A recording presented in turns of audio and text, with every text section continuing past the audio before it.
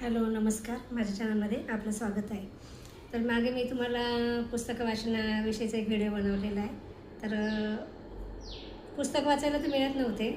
काय करायचं त्यावेळेस 1 मे म्हणजे निकालाचा दिवस. निकाल म्हणजे पास नापास किंवा आमचा आज रिझल्ट आहे किंवा आज आमचा निकाल आहे असं कोणी नाही म्हणतं, अरे आज पास नापास आहे. किंवा आजूबाजूचे पण म्हणजे अरे आज तुझं पास नापास आहे. तर त्या दिवशी शाळेत जायचं आणि काय आपण कोण नापास झालं आहे कोण पास झालं आहे हे पुढच्या वर्गातले ते बघायचे. कारण आपण पुढच्या वर्गात जे पास झाले ते त्यांची पुस्तकं विकत घ्यायची असायची. आणि मग ती पुस्तकं आणायची. मग पहिलं काम काय करायचं, तर मराठीचं पुस्तक किंवा हिंदीचं पुस्तक ते उघडायचं आणि वाचायचं. कशासाठी, तर त्यात कुठल्या लेखकाचे धडे आले ते बघण्यासाठी. आता जे काही शिक्षक होते आमचे 5वीला, जे मराठी शिकवायला सर होते, आम्हाला पवार सर म्हणून होते मराठीला 5वीला. तर त्यांनी आम्हाला एक गोष्ट शिकवली होती त्यावेळेस. आणि त्यांनी असं शिकवलं होतं की ज्यावेळेस तुम्ही एखादा धडा काढता वाचण्यासाठी त्यावेळेस वरती धड्याचं नाव असतं आणि धड्याच्या खाली परिचय म्हणून असतो.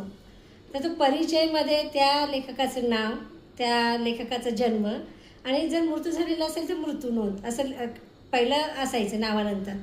त्यानंतर त्या लेखकांनी अजून कुठली कुठली पुस्तकं, कोणत्या कोणत्या भाषेतली म्हणजे कोणत्या कोणत्या विषयावरची पुस्तकं लिहिली ते असायचं.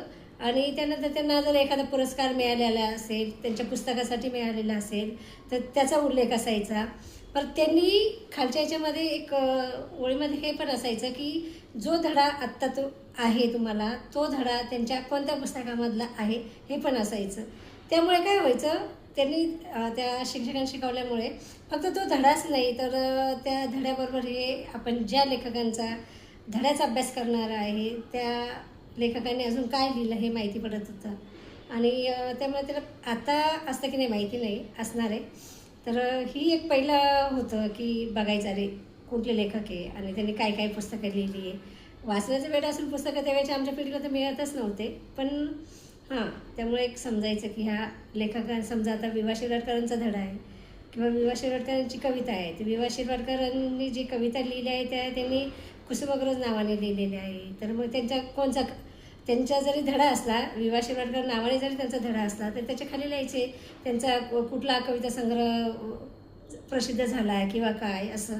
तर त्यातून लेखकांची माहिती मिळत होती.